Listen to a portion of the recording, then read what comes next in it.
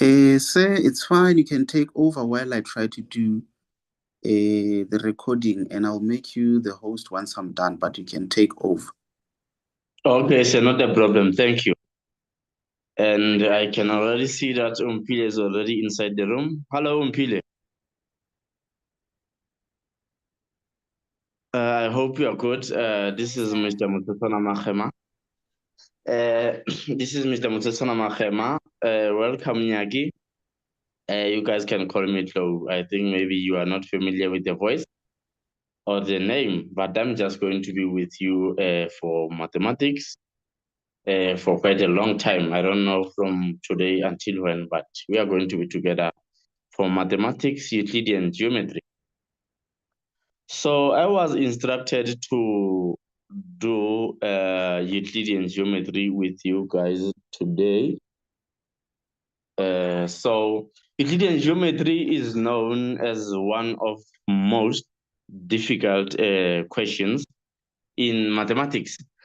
So I would advise you guys to just master and know Euclidean geometry because it takes a lot of marks in paper 2. Are you talking, sir? No, sorry, sir. Okay. Okay, sir. That's fine. So, like I was saying, guys, Euclidean geometry is known as one of the most challenging topics in grade 10, 11, and 12. But once you master it, I can assure you that you're going to collect many marks from paper 2. So without wasting time, let me quickly share my screen and run to my documents that I will be using for tonight. So I'm here. Can you all see my screen now? Yes, sir.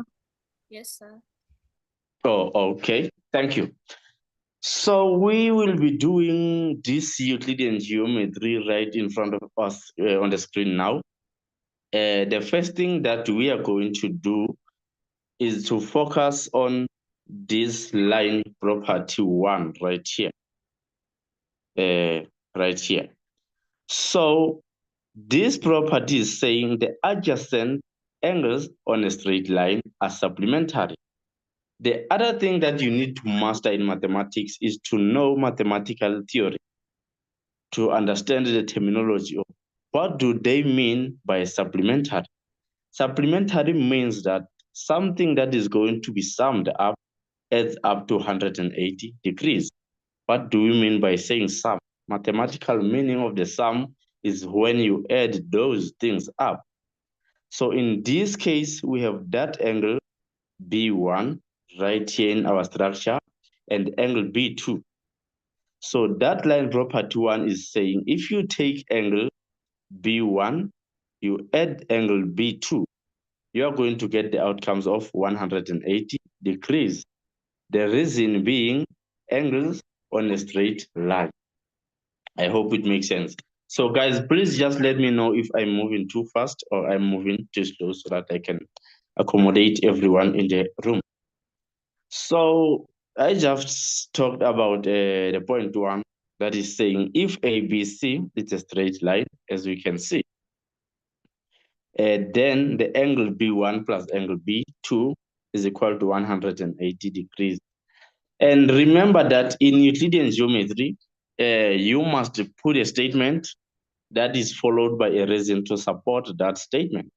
So you can't just say angle B1 plus angle B2 is equal to 180 degrees and leave it like that.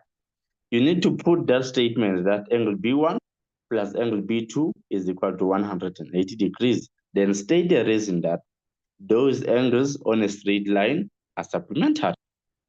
I hope it makes sense. Then we go to the bullet number 2, which is the converse of what we just talked about.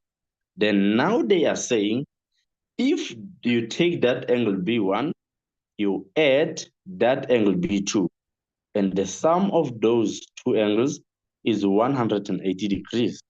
Then that implies that the line of those angles is a straight line. That's what you need to know. Then we move to line property 2. Here they are saying if two lines AB and CD cut each other or intersect at E. So that's one of the terms that you need to know in mathematics. What do they mean by saying intersect? When you see a word intersect, maybe they are saying part A intersect part B at C. They simply say part A cuts part B at C. You need to understand that term intersect. What does it mean? There are a lot of terms that you guys need to know, like bisect. When they mean bisect, bisect also cuts, but it cuts another part into two equal parts. For example, let's say part A bisects part B. That simply means to you part A cuts part B into two equal halves. I hope that makes sense. Then let's go back to a line property 2. They were saying if these two lines, AB and CD, cut each other at E, then the vertically opposite angles are equal. Then when you go to this diagram, which are those vertical opposites that are equal? You look at those two big black dots. Those are the opposite, vertical opposite angles that we are talking about. They are equal. Angle E2 is equal to angle E4. Then you state your reason that vertical opposite angles are equal. Then we have other one, E1 is equal to E3. You state your reason, vertically opposite angles are equal. Then that's how vertical opposite angle works. Let's go to line property 3. It states that the angle around a point adds up to 360 degrees. So this is just simple. You think of a revolution, full rotation, like it's just around a circle. A circle is of a degrees of 360 degrees. It's a full revolution. I mean, 360 is everywhere. Even on social media, you guys use social media. I mean, you always see those people who ask 360 from other people. Hey man, can you please make do some 360 for me? And then that person will just turn around. Think of it that way. So here they are saying in this structure that is, sorry for that, in this structure that is right here, they are saying if you take B1, you add B2, you add B3, you add B4. That will sum up to will sum up to 360 degrees. The reason being the revolution angle. Then we can proceed to these three parts, corresponding angles, alternate angles, and cointerior angles. And guys, please just note that with these three conditions for corresponding angles, for alternate angles, for cointerior angles, you only apply them only if there are parallel lines in the scenario that you are working out. If there is no parallel lines in the diagram that you are working out, don't ever use these reasoning corresponding angles, alternate angles, cointerior angles, because remember in geometry we don't assume, we put the statement and we put the mathematical reason that is valid for the statement that we are saying. So you only apply these things only if they are parallel lines. So let's go for the corresponding angles. What do they say? They are saying here, corresponding angles lie either both above or both below the parallel lines and on the same side of on the same side as the transversal. They are angles in matching corners and are equal. Always look out for the F shape. Just like here, you can see they highlighted that F shape in this diagram, whereby they are saying H1, angle H1 is equal to angle G1. The reason being corresponding angles. Same applies with this one. They are saying they highlighted that F, that's how corresponding angles work. They are saying here H2 is equal to G2, reason being corresponding angles. Same applies with this one. They highlighted your F and it's clear. It's not upside down here. They are saying H3 is equal to G3, reason being corresponding angles. Then we have got the last diagram of corresponding. The facing backwards F shape. They are saying H4 is equal to G4, corresponding angles. That's our reason. So now there's something that I left out that you also must write when you reasoning your statement. If you're working with this diagram, and then now you identified that angle H1 is equal to angle G1, and then now you put your reason that these are the corresponding angles. You don't leave your reason like that. You have to specify also your parallel lines that these are the corresponding angles AB parallel to CD. Same applies with this. H2 is equal to G2 because the corresponding angles and AB is parallel to CD. Same applies with this one. Angle H3 is equal to angle G3, corresponding angles. Why? Because AB is parallel to CD. Then the last one, G4 is equal to H4, corresponding angles. Why? Because AB is parallel to CD. So that's all what you need to know with the corresponding angles. Let's now proceed to the alternate angles. Here they are saying alternate angles lie on opposite sides of the transversal and between, sorry? Okay, I guess that was not directed to me. Alternate angles lie on opposite sides on the transversal and between the parallel lines. They are equal in size. Always look out for the Z or the N shape on the diagram. So this is where on the diagram they just highlighted that Z shape. In this case, they say angle G1 is equal to angle H1. Then remember, this is Euclidean geometry. That we just stated the statement if we only said G1 is equal to H1. You have to give a reason why do you say angle G1 is equal to angle H1. Then the reason is alternate angles, AB parallel to CD. Then let's go to the other diagram. This is where they highlighted this some Zetiana, but is not the normal Z. Here they are saying angle G1 is equal to angle H1. Reason being alternate angles. AB is parallel to CD. Same applies with these other two diagrams. Wherever you see this Z shape, those inner triangles are going to be equal.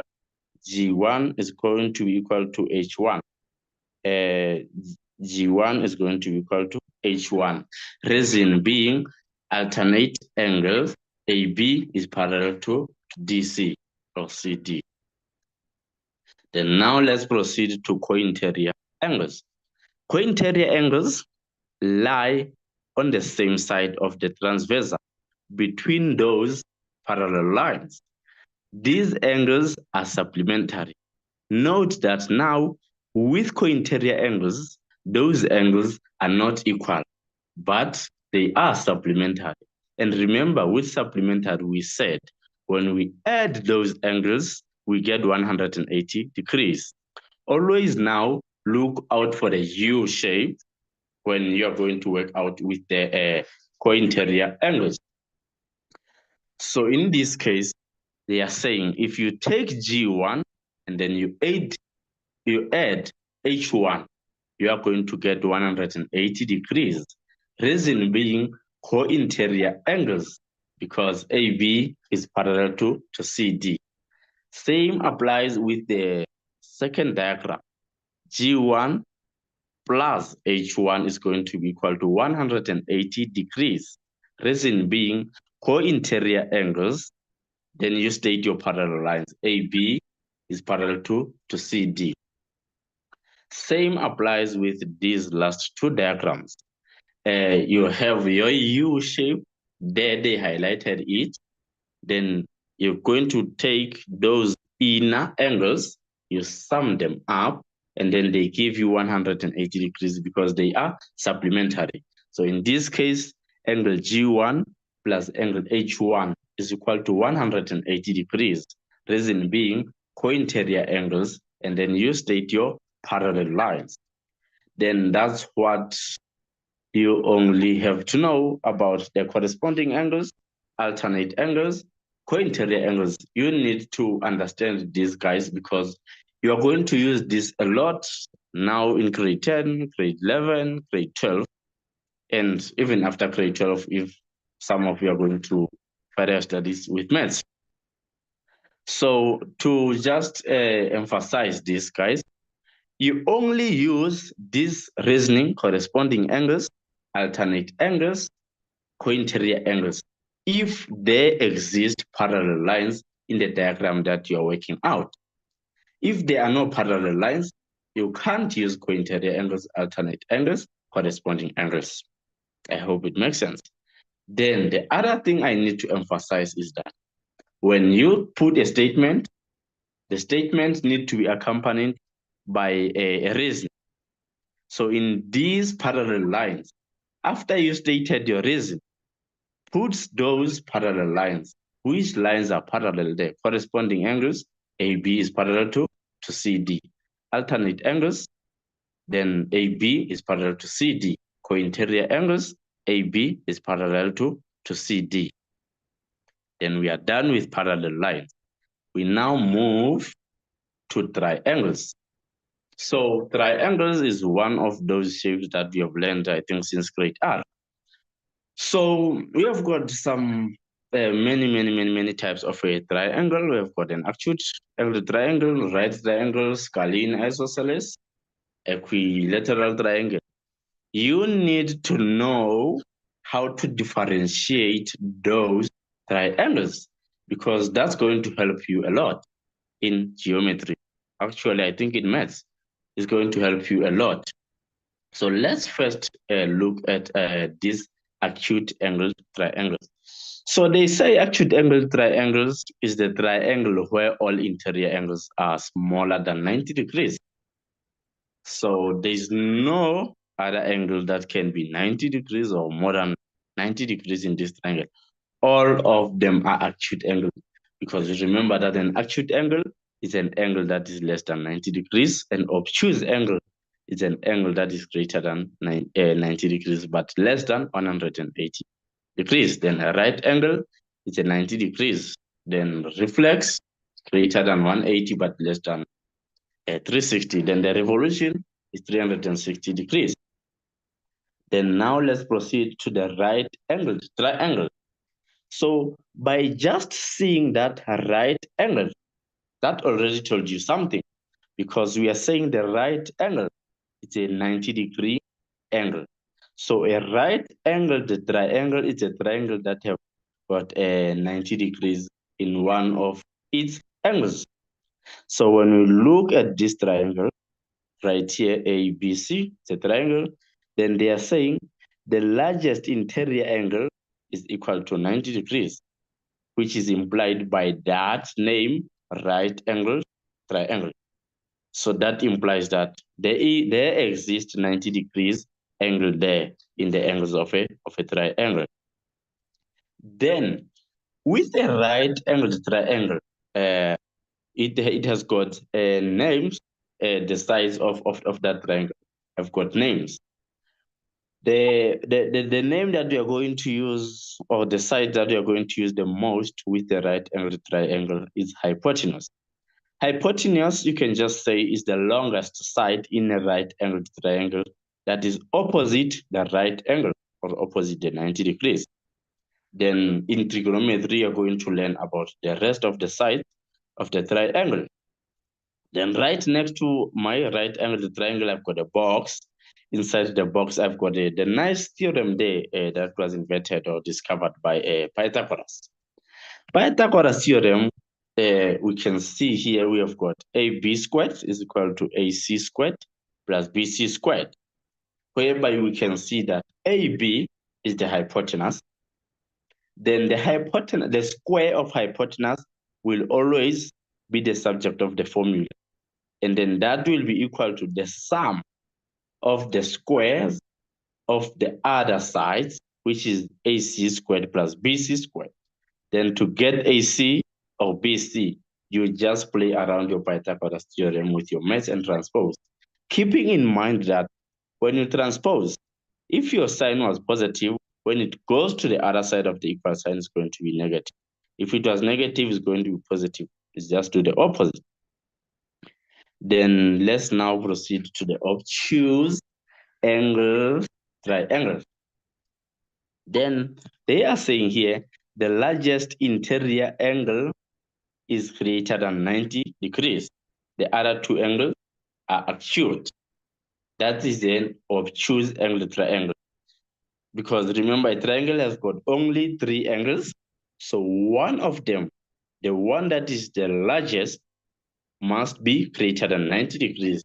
And then remember, we said the angle that is greater than 90 degrees is an obtuse angle. That's what they are saying here. And then here we are just going to have a scalene. A scalene is a triangle whereby all 3 sides of a triangle are unequal. That triangle is a scalene.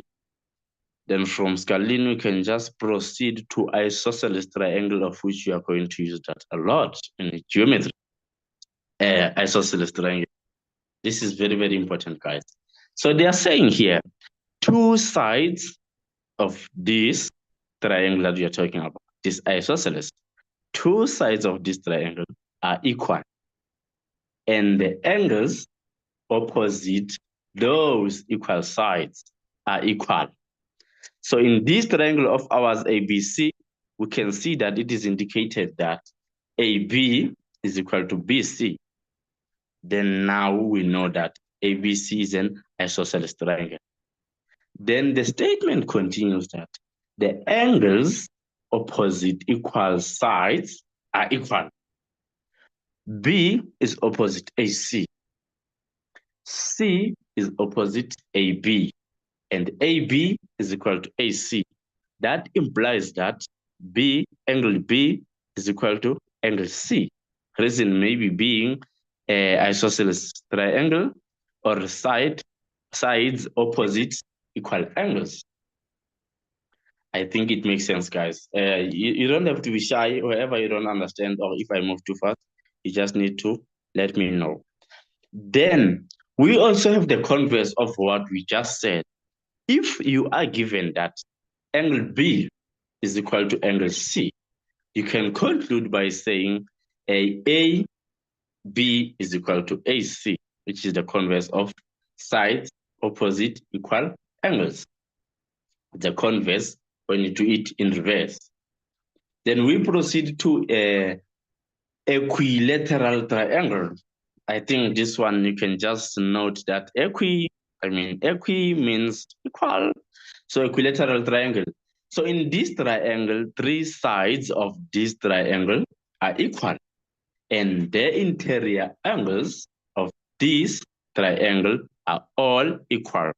And then there will always be 60 degrees, the angles of equilateral triangle. Why? Because remember, the sum of all angles, or the sum of interior angles of a triangle, are supplementary. You know what a supplementary means. We move to the last property of the triangle.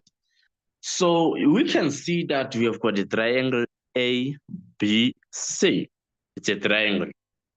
Then also line BC was produced to D. Now it is a triangle. Then there's a line that was extended on the base of a triangle from C to D. And then now, there at the point C, it forms some angles, C1 and C2. And then remember what we talked of first. We've said angles on the straight line are supplementary. Angle C1 plus angle C2 is equal to 180 degrees. Those are supplementary. So this implies that if you take, sorry? Okay, sorry for that. This implies that if you take angle A, angle B, plus angle C2, those are the angles inside the triangle. Those angles are going to add up to 180 degrees because we know that the sum of interior angles of a triangle are supplementary. Then from there, you can work on this C1 now. C1. C1 is going to give you angle A plus angle B. Your reason being exterior angle is equal to the sum of interior opposite angles. Because in geometry, we put the statement, we also put the reasoning. Then now let's move to the congruency, of which I think we are also going to use this a lot, especially in grade 10. So we have got 4 conditions here, whereby condition 1, they are saying 2 triangles are congruent if 3 sides of the triangle are equal in length to the 3 other sides of the other triangle. Then those triangles are congruent. Then condition 2 is saying 2 angles are congruent if 2 sides and the included angle are equal to the 2 sides of the other triangle and the included angle, which is side angle side at the end when you conclude.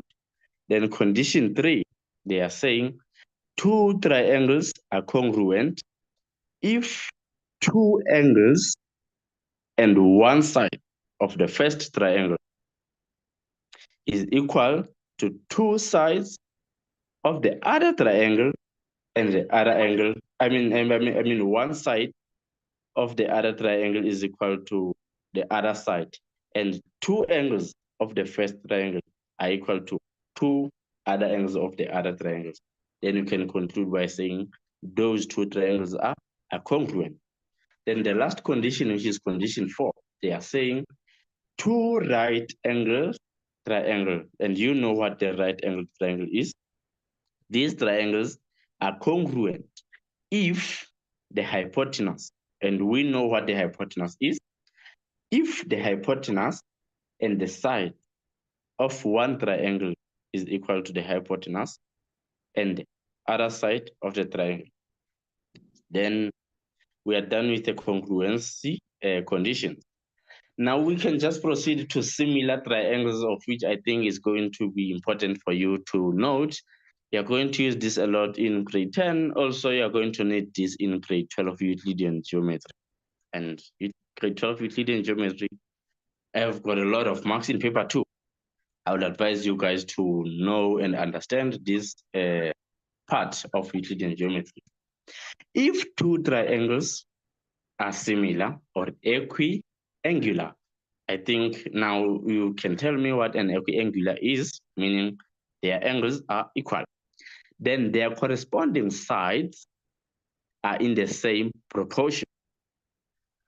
Their corresponding sides, note that their corresponding sides are not equal, but they are in the same proportion.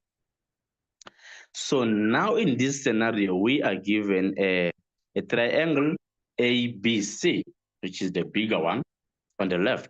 Then on the right, we are given the triangle DEF. Then they're saying there, if a triangle ABC is similar to DEF, to triangle DEF, then the side in a triangle, the first triangle, AB, over the other side that corresponding to AB, which is DE. AB over DE is equal to AC over DF is equal to BC over EF. That's what a similarity is. So right here in front of me on the screen, I've got some exercises that I want us all to go through before you all can do some other part. So we have got number A right there. And then they are saying in the diagram, A, B, C, G, and then we can see in the diagram A, B, C, G is that vertical line right there. They are saying is parallel to FD. We can see FD right there below the smaller triangle where we talked about the similarity. And then they are saying again, ABCG, that vertical line we talked about, is perpendicular to GH, the horizontal line on the diagram, there at the bottom. And then the reflex angle BFE is equal to 200 degrees. And angle CGD, C, where is G? Okay, there's G, there the perpendicularity. Angle CGD is equal to 50 degrees. And then now you have to analyze this diagram. They stated some parallel lines there. Now with your pencil on the question paper, you just have to highlight those angles that you know that they are equal, that are implied by those parallel lines, corresponding angles, alternate angles, then work out co-interior angles, so that when you get to the questions, you already have something. So let's analyze this because they've said AG is parallel to FD. So we can see that angle A there, angle A right there, is equal to angle C. They form that F shape that was highlighted in the diagram that we talked about earlier. Angle A is equal to angle C, that is going to give us corresponding angles. Reason you state also parallel lines that FD is parallel to AG. Then also angle A is going to be equal to angle B, reason being alternate angles, FD parallel to AG. Or there are many ways to kill a cat. You already have C, then B can be equal to C, reason being vertically opposite angles. Then there's no need for you to state parallel lines with the vertically opposite angles. It doesn't involve parallel lines. Then we are also given in this diagram that BF is parallel to CD. That implies that angle B is equal to angle E. They form that F shape. Then reason going to be corresponding angles, BF parallel to CD. And then you can simply get D if you have E. When you add E plus D, you are just going to get 180 degrees.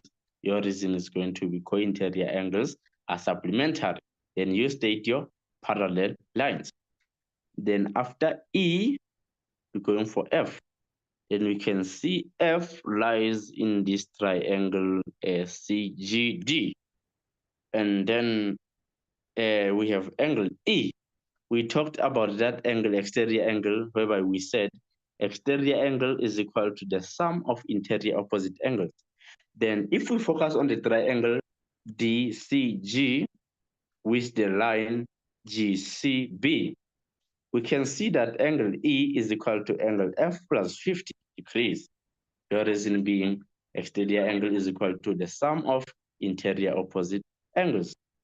Then you already have E, then you work around your math to make f subject of the formula. Then let's go for after f is h. Then if you were to find h, you can see in this diagram DHG, it's an isosceles triangle. Why do I say this? Because I'm given that DH is equal to DG. Therefore, this is an isosceles triangle. If this is an isosceles triangle, I think you cannot get H before G. You first have to go find G.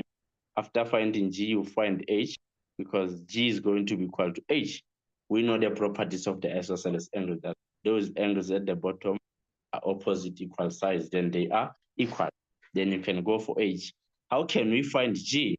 Because we know that the whole of angle big G is equal to 90 degrees, because AG is perpendicular to GH. Then this small g is going to be the whole of G, which is 90, minus that portion of 50 degrees. Then our G, you get it. Your G, smaller g, is going to be equal to angle big H. Then you have those two angles. Then that H, small h, up there on our isosceles triangle is going to be 180 degrees minus this small g minus angle big H. Then now to get I is going to be a revolution, but a person can be curious, how is it going to be a revolution, and how are we going to get that angle that we don't know up there between D and I? But you can get that because you can see that CD is a straight line. You can get that unknown and let it maybe be K. And K plus D is equal to 180 degrees. You already have D, you solve for K. Then you have K, you have D, you have F, you have H, then you find for I. So now let's go for the questions and see what do they want. What do they require us to get? They say, number one, calculate the size of all angles indicated by small letters. If you first started by analyzing diagram, after you read this question, you will see that you have already answered everything that you're going to be asked. So we've said we can get A there. We can see that there at point F, if we can add that 200, we add this A, we add again this 2A minus 50 degrees, we get a revolution, which is a 360 degrees. So A plus 2A minus 50 degrees plus 200 is equal to 200 is equal to 360 degrees. Let me just try to work it out. Share the camera. Just bear with me. I just want to write that. So that thing is like this. Can you all see my screen, guys? Yes, sir. Yes, Okay. Yes, sir. Okay, thank you. So we have this angle as 200. Let me just go copy the question. And then this question is like, we have that line, and then we have this. We have A, we have 2A minus 50 degrees. And then going back to my working. So we can see that this angle is an angle around the point, which is the revolution angle. So if we take this A plus this portion, which is 2A minus 50 degrees plus 200 degrees, that is going to give you 360 degrees. Then you state your reason, angles around a point, angles around a point, or the revolution angle.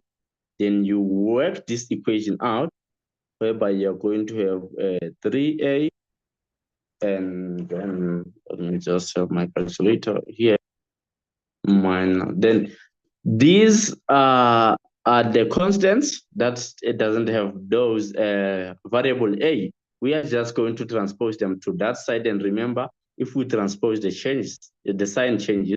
If it was positive, it's going to be negative that side. If it was negative, it's just going to be positive that side. So we are just going to have 360 minus 200 plus 50 degrees. Then I'm getting 210 degrees. Then you divide by 3, A is equal to, I get A as 70 degrees. So we find that A is equal to 70 degrees. When you go back to the diagram, when we were analyzing diagram before, we noticed that angle B is equal to angle C, meaning angle B is going to be equal to A is equal to 70 degrees, reason being alternate angles. Then remember, you have to state those parallel lines. Then in this case, our parallel lines is AG is parallel to FD. And then AG is parallel to FD. Alternate angles, then you state your parallel line. Even if you use the corresponding angles, you state your parallel line. Co-interior angles, you state your parallel line. Then let's go for C. We said B is 70.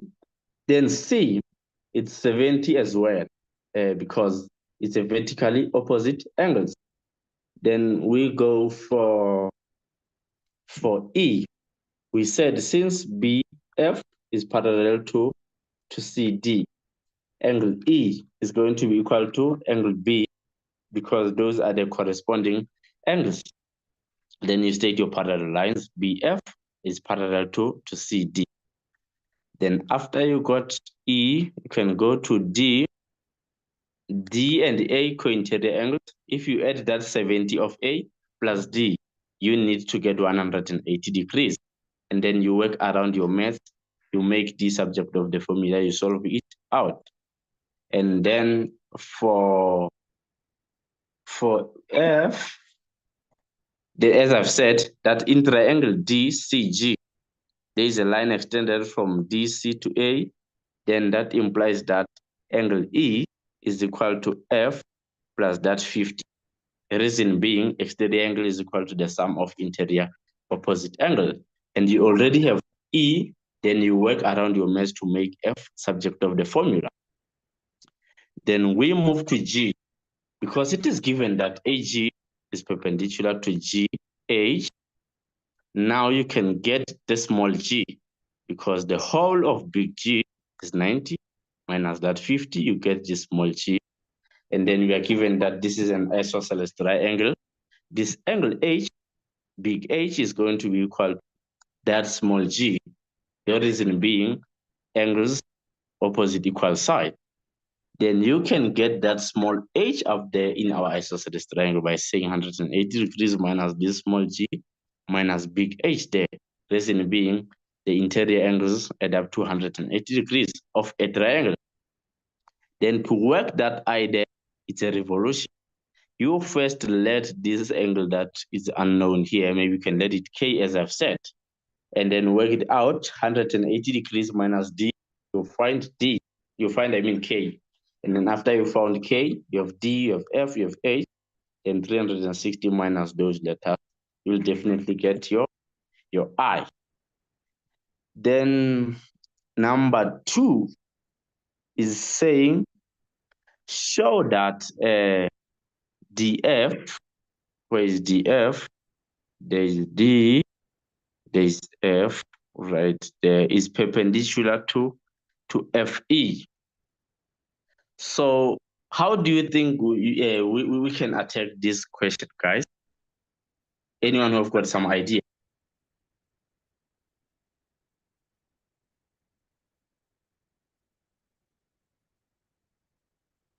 Can you hear me, guys?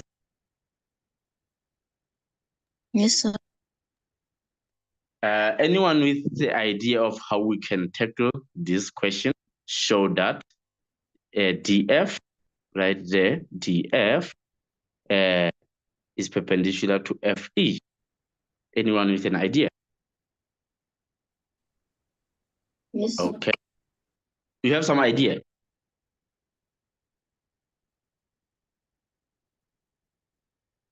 Were you saying you have some idea? Oh, okay.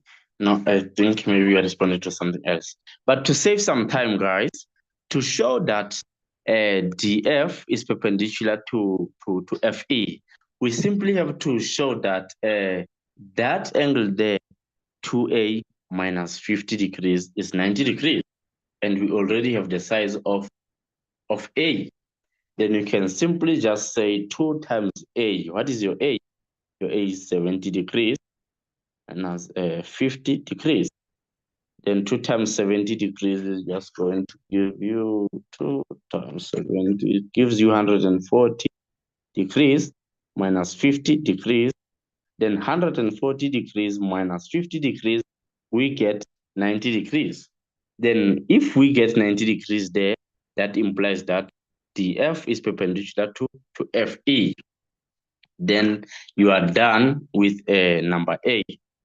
Anyone with a question with the exercise that we just did, number 8? No, sir. Okay. No, sir. Okay, then we can quickly go to number B and just work it out so fast. And actually, we can just make some analysis for number B. They are saying here in triangle ABC, and we can see the triangle ABC. Let's hear what do they say about the triangle ABC. They are saying EF is parallel to BC.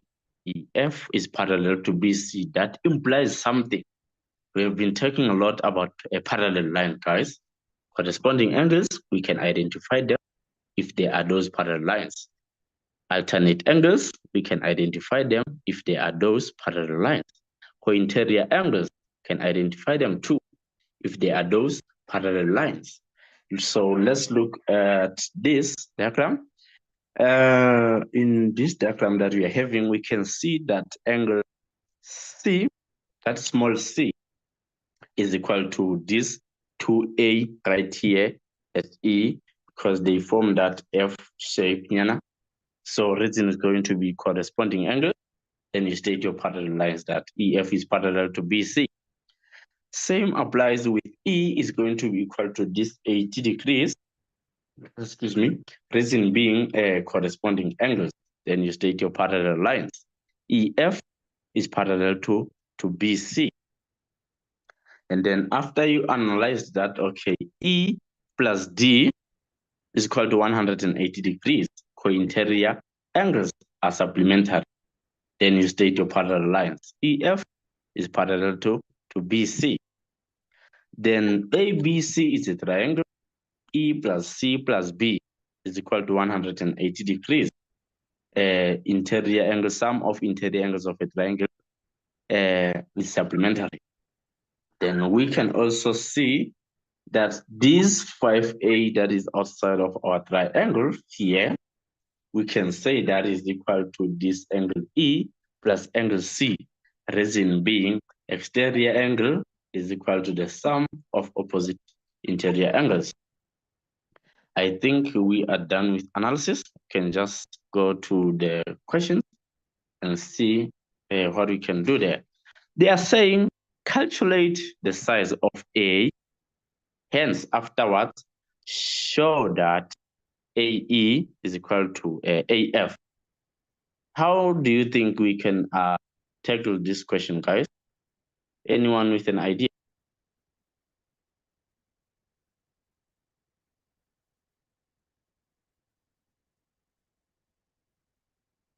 Hello?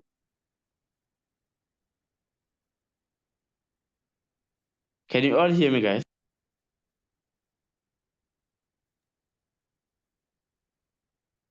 It seems like Yes, sir. I'm left alone. Yeah. So do you guys have some idea of how we can show that AE is equal to AF after we found the size of angle A?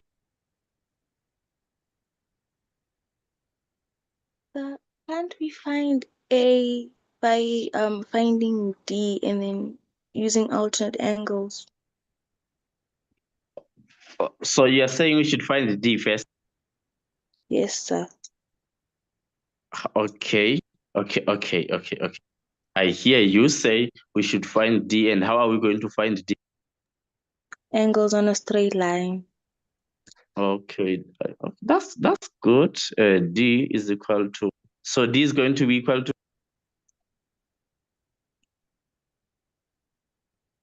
110. 110. Why 110 and how 110? Because oh no, it's gonna be equal to 100. Yes, 100 degrees. Reason being, Angles on a straight line. angles on a straight line are supplementary. Okay, and then what do we do next? Alternate angles like the Z.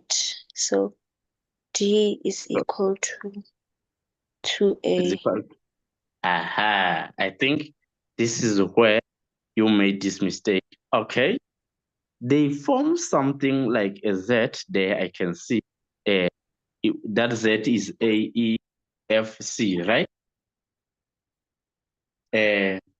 But you can say angle D is equal to angle 2A because this line AC is not parallel to that line AB. I don't know if you can see what I'm saying. Yes, sir. Are you sure you can see that? Yes, sir. Yes. So the best way, I think, and the easiest way, you are still going to find A if you came with this approach, but to save time, because you are going after you found this D, and you can see that D and E are inside this parallel line, you can just say E plus D is 180 degrees cointerior angles are supplementary. From there, you are going to look for maybe, let's see. No, it was going to be impossible, actually. I think we're going to start somewhere. So this is the easiest way that you should have went for to calculate the size of A. So in this case, I want to hear from you if you agree or disagree. If I say 5A, this one that is outside, just right below the line DA there, I'm saying 5A minus 40 degrees is equal to the sum of that interior 2A plus 80 degrees. Then I'm saying my reason is exterior angle is equal to the sum of interior opposite angles. Do you guys agree or disagree? We agree, sir. Okay, then from that equation, you just work your equation out to solve for A. 5 minus 2 is 3A is equal to 80 plus 40. 80 plus 40 is 120 degrees. Then you solve for A, then A is equal to I get 40. I get 40 degrees as A. So after I got this A, so now we all know in this room, we all know that the size of A is 40 degrees. How do you think we are going to show that AE is equal to AF?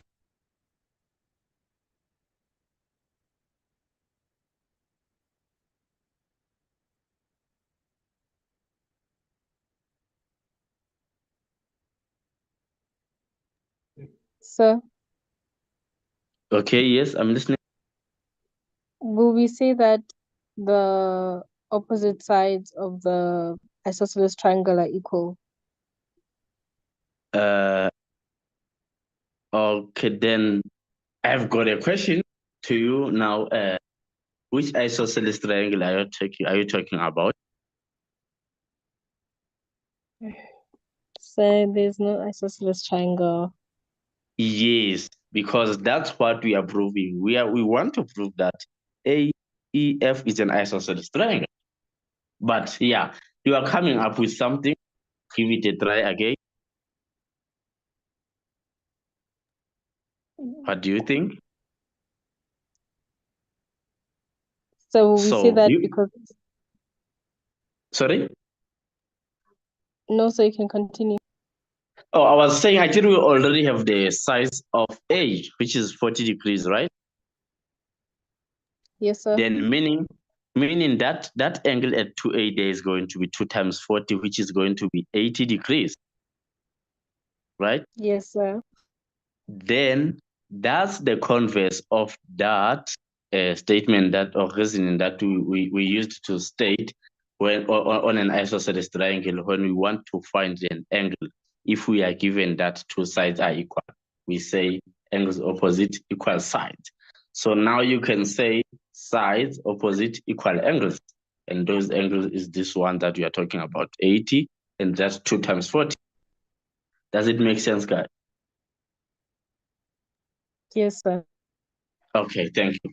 Then after finding your A, you can simply go find your B because there at 2A we have 2 times 40, which is 88.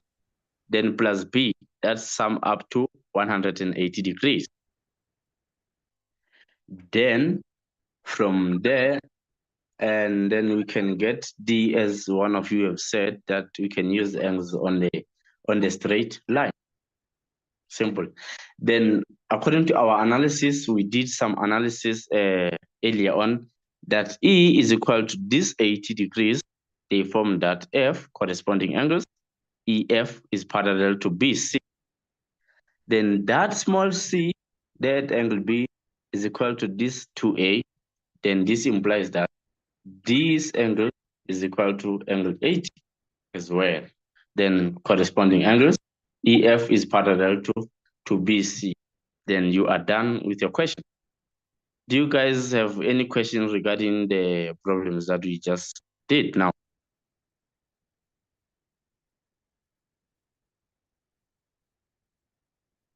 No. Okay, so I think we will end here for today. But what I will do, I will just send a number C, D, E, and F to Mr. Desmond, and then he will just drop it in the group so that you guys can do it as a homework. Then we'll just work the correction out next time we meet. Yes, sir. Thank you guys to just work together with me. Have a good night. I'm out.